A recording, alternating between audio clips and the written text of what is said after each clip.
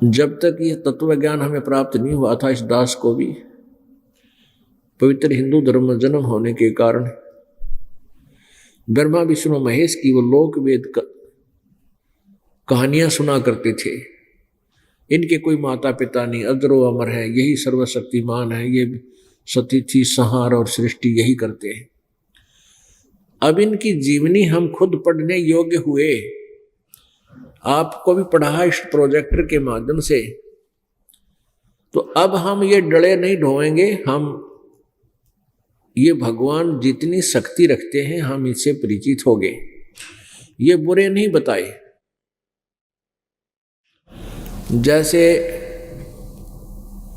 गीता जी अध्याय नंबर 2 श्लोक नंबर 46 में कहा कि अर्जुन, एक बहुत बड़े जलाशय की प्राप्ति के उपरांत छोटे जलाशय में जैसी आस्था रह जाती है, इसी प्रकार उस परमात्म तत्व को जानने के उपरांत अन्य ज्ञान में तेरी जैसी बुद्धि रह जाए, आस्था रह जाएगी, तेरी उतनी ही आस्था रह जाएगी। कहने का भाव यह है कि जैसे पहले तालाबों के ऊपर, जलाशयों के ऊपर आश्रित होता था मानव जीवन,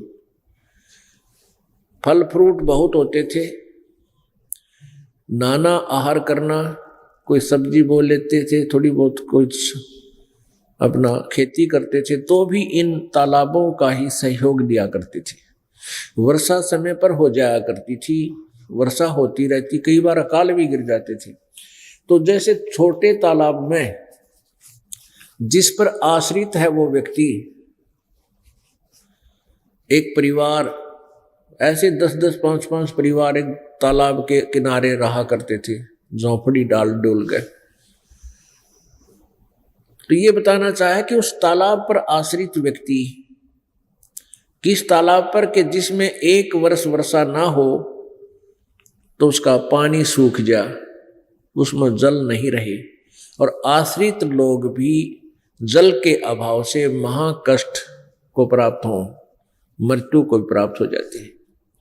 और उन व्यक्तियों को एक बहुत बड़ी झील, बहुत बड़ा जलाशय प्राप्त हो जा, जिसका जल 10 वर्ष वर्षा ना हो तो भी समाप्त ना होए, तो कहते हैं फिर जितनी आस्था उसमें हो जाएगी जो बहुत बड़ा जलाशय में, और फिर छोटे जलाशय में जैसी आस्था रह जाएगी। वो छोटा जलाशय बुरा नहीं, लेकिन सफिशिएंट नहीं, वो तो काम चलाऊ है, बुरा नहीं। जल तो उसमें भी है और बढ़िया मीठा जल है, लेकिन वो नष्ट होने का है, वो समाप्त हो जाएगा, और 1 वर्ष वर्षा ना हुई तो सब उसके आश्रित भी मर जाएंगे। तो कहने का भाव यह है कि बड़ा जलाशय जब मिल जाएगा तो छोटे में आस्था, छोटा जलाशय बुरा नहीं, लेकिन वहां रह कोई नहीं, फिर ठाक है झोंपड़ी वहां जा डालेंगे उसके आसपास, चाहे 10 किलोमीटर 20 किलोमीटर पर हो, चाहे 100 किलोमीटर पर, अपनी जान बचानी है। तो ऐसे ही बताया कि जब इन पूर्ण परमात्मा की महिमा से परिचित होने के बाद आप जी की आस्था इन ब्रह्मा विष्णु महेश और ब्रह्म में ऐसे रह जाएगी जैसे छोटे जलाशय में रह जाती है। छोटा जलाशय बुरा नहीं लगता, लेकिन उसकी औकात का पता लग गया कि ये तो कभी भी धोखा दे सकता है। यो भी सुख है, बरसाना होता है और हम भी मरेंगे साथ में, फिर कोई उधर दौड़ के चला जाता है, वहां तुरंत पहुंच जाते हैं। इसी प्रकार पुण्यात्माओं, आप जी को और हमें सभी पहले ज्ञान नहीं था, और हम इन्हीं भगवानों पर, इसी जलाशय पर आश्रित थे। अब हमें वो झील मिल गई, वो बड़ा जलाशय प्राप्त हो गया, यानी सतलोक का ज्ञान हो गया। तो वहां चलने की, वहां पहुंचने की तैयारी करनी चाहिए। उसके लिए क्या बताते हैं परमात्मा ने आके बताया है कि उसके कुछ प्रोसीजर है, उसको अपनाइए, कुछ क्रियाएं हैं वो कीजिए, फिर आप वहां पहुंच जाओगे, जहां जाने के बाद फिर कभी किसी वस्तु का अभाव आपको नहीं होगा। उसके लिए सबसे पहले बताया है कि सतगुरु की खोज करो।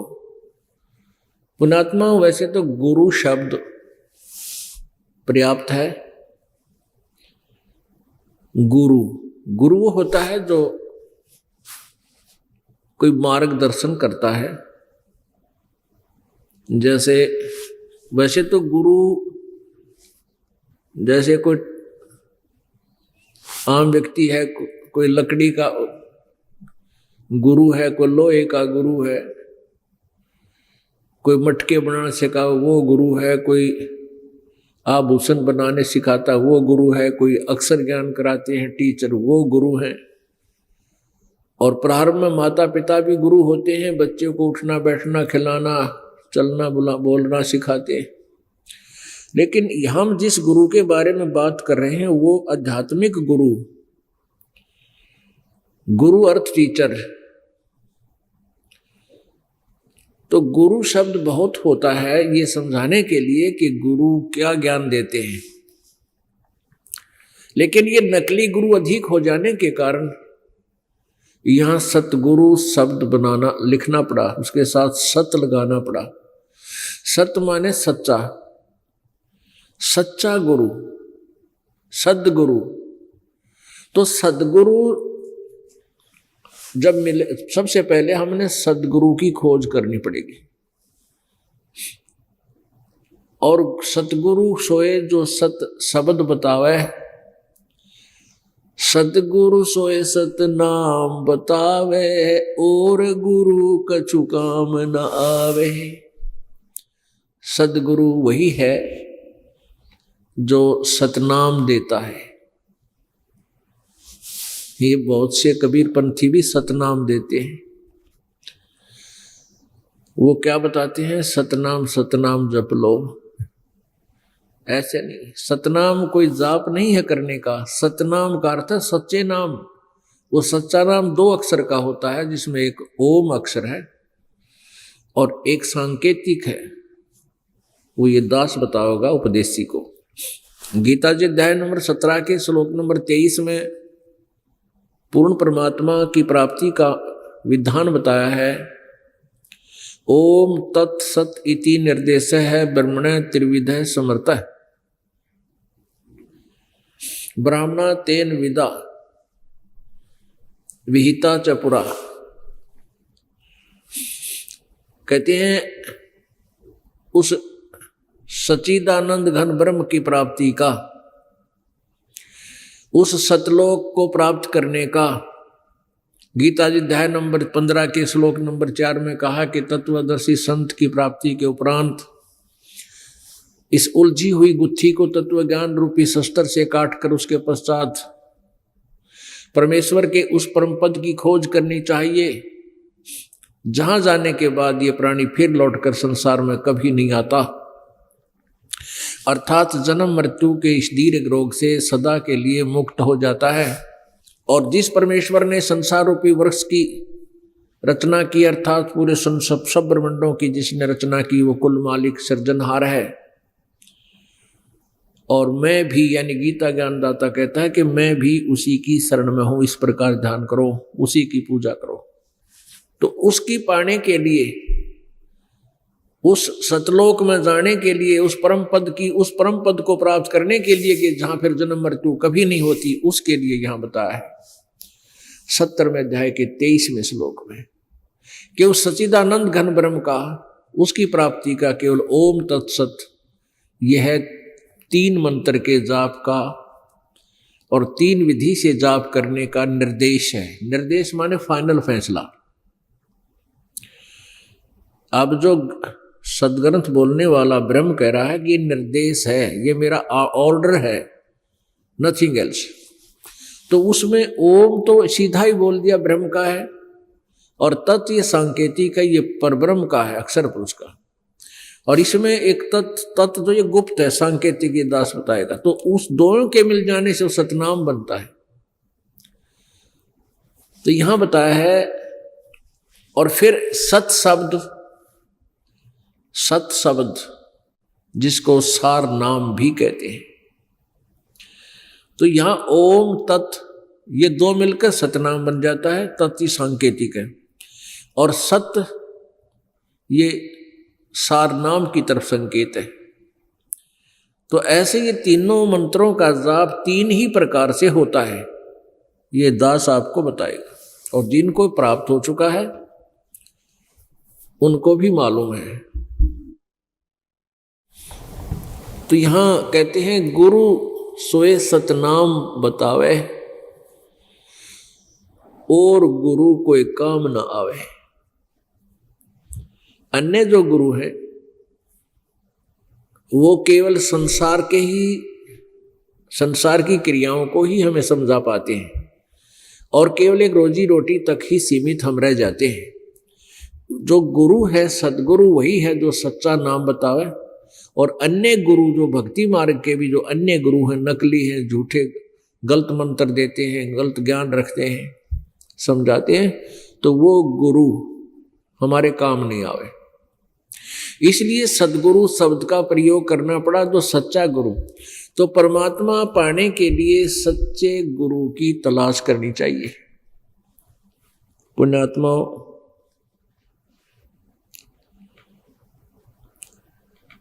परमात्मा पूर्ण ब्रह्म सर्वश्रेष्ठी रचनहार कबीर देव, कबीर साहब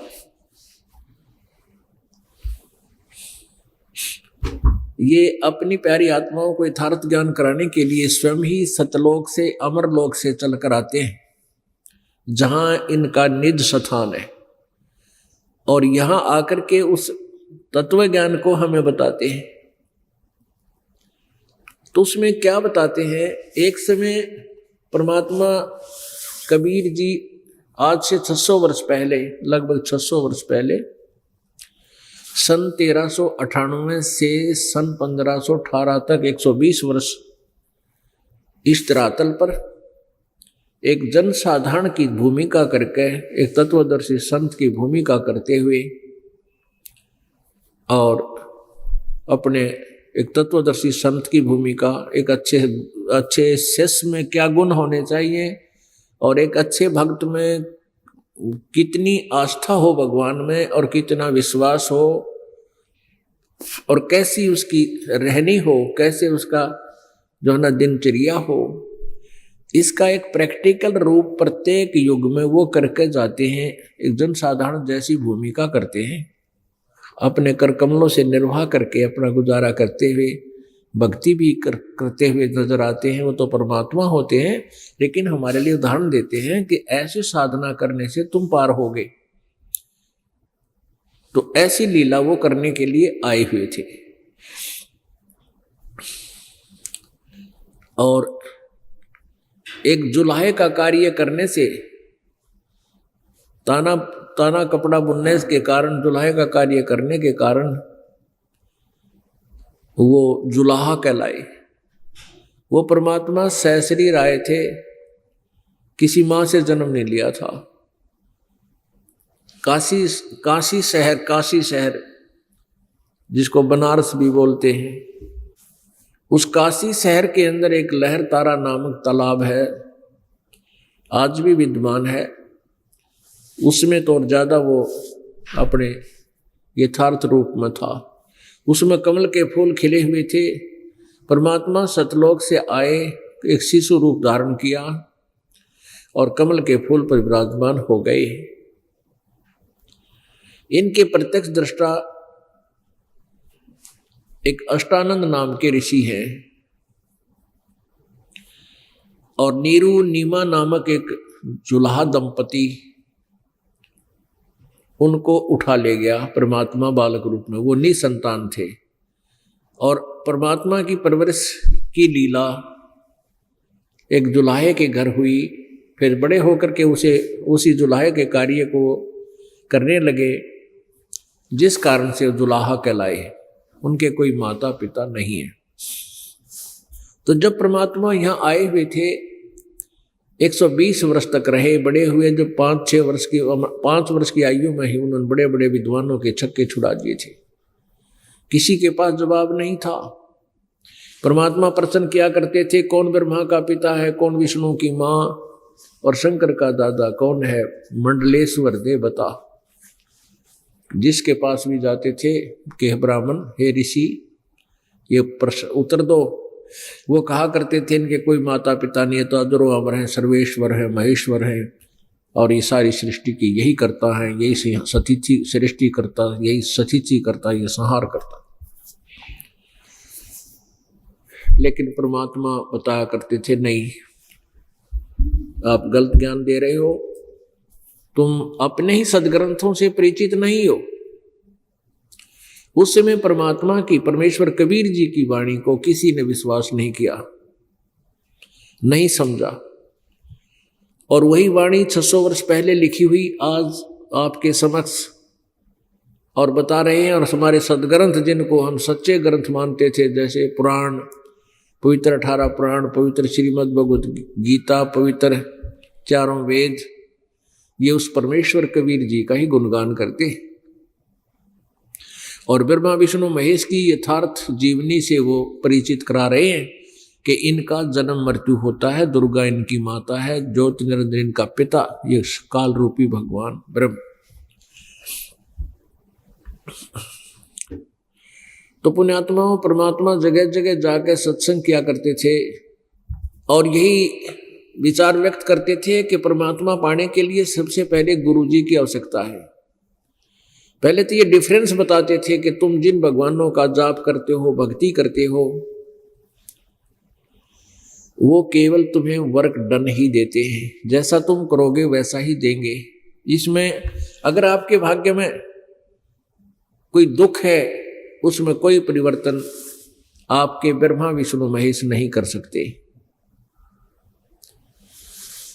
अब कोई प्रश्न करता था कि आप कैसे कह रहे हो,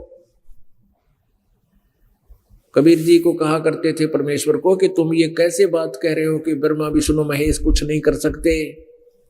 राजा मोर ध्वज के पुत्र तामर ध्वज को आरे से चिरवा कर जीवित कर दिया था। परमात्मा कहा करते थे कि तामर ध्वज को तो जीवित कर दिया था, लेकिन अभिमन्यु को जीवित नहीं कर सके श्री कृष्ण जी। अभिमन्यु सुभद्रा का पुत्र था, सुभद्रा श्री कृष्ण जी की बहन थी, अभिमन्यु श्री कृष्ण जी का भांजा था। अपने भांजे को जीवित नहीं कर सका, जबकि पांडवों का कुल नाश हो रहा था। श्री कृष्ण रो रहा था, सारे पांडवों का परिवार रो रहा था, सुभद्रा भी टक्कर मार रही थी इकलौते पुत्र की मृत्यु के उपरांत। श्री कृष्ण जीवित नहीं कर सके। अब इसका कारण क्या है? परमात्मा ने बताया कि श्री कृष्ण जी उर्फ विष्णु, विष्णु जी, ब्रह्मा जी, शिव जी, ये केवल जैसा जिसका कर्म है उतना ही दे सकते हैं। हाँ, इतनी पावर इनमें है, जैसे किसी का शरीर काट दिया ये दोबारा जोड़ सकते हैं। जैसे तामर ध्वज को आरे से चिरवा कर 2 फाड़ करवा दिया था, मृत्यु को प्राप्त हो गया था, उस शरीर को भगवान श्री कृष्ण जी ने पुनः जोड़ दिया, फिर जीवित कर दिया। क्योंकि तामर ध्वज के श्वास शेष थे, उसकी जीवन शेष था, वो भी उसकी आयु बची हुई थी, इसलिए श्री कृष्ण जी ने उसको जीवित कर दिया।